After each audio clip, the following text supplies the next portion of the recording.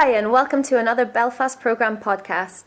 I'm Cathy Watson, and with me tonight is Arthur McKeown, who has been involved in the BELFAST Programme for over a year now. Tonight we'll be talking about teaching absolute beginners. So we want to hear about what teaching absolute beginners is all about, what it has done, where it does it, who contributes and who is involved, and what we hope teaching absolute beginners can do in the future. So to begin, tell us about yourself, Arthur, and your interest and involvement in teaching absolute beginners. Hello, Cathy, and thank you for the opportunity to share with you and others my enthusiasm for facing the challenges and getting the rewards that can come from teaching absolute beginners. When I was working in English language teaching over a period of 15 and more years, one of the most rewarding contributions I think I was able to make was when I was helping adult learners in Tripoli to gain some basic knowledge of the English language and the confidence to be able to progress to a mainstream beginners course. And in the last year and more, I and my fellow volunteers at the BELFAST Programme have an opportunity to use the Tripoli approach here in Belfast. Can you please tell us more about teaching absolute beginners? Who's it for? Absolute beginners is for adult learners who need help in getting the knowledge, skills and confidence to embark on a mainstream beginner course such as those available at Belfast Metropolitan College. Such learners in Belfast come from countries such as Somalia and Sudan in the Horn of Africa. But others who have benefited from the approach come from many other countries, especially those where the Roman script is not used in their first language.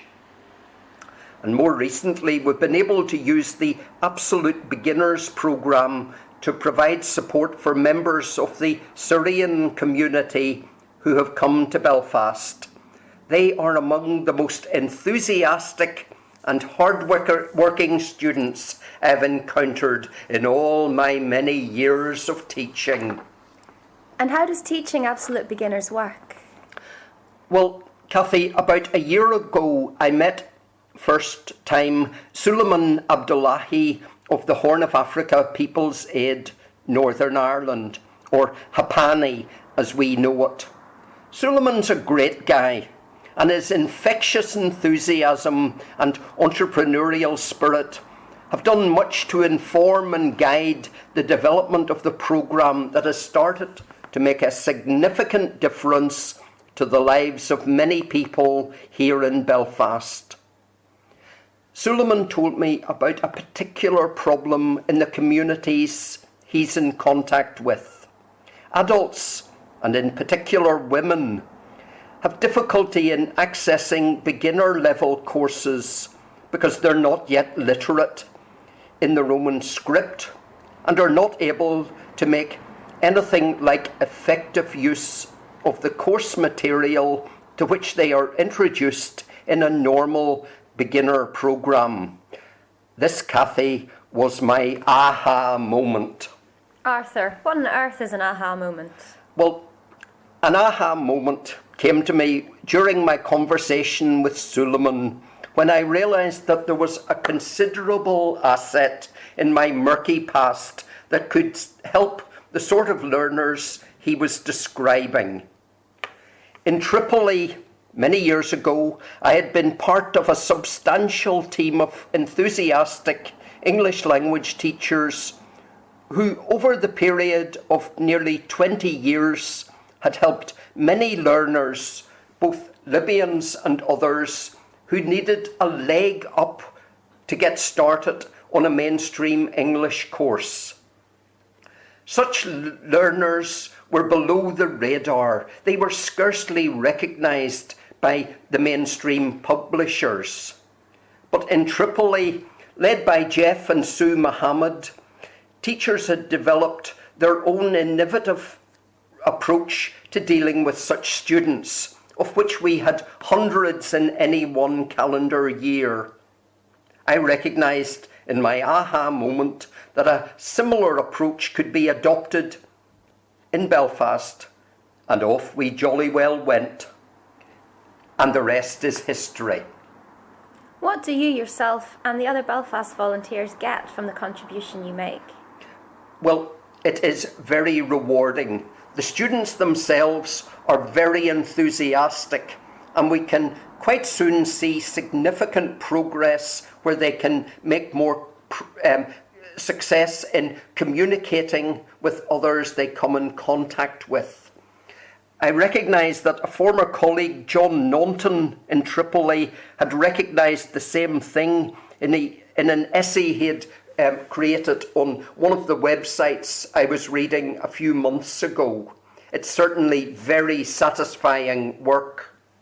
So what makes the Belfast approach to teaching absolute beginners different and special?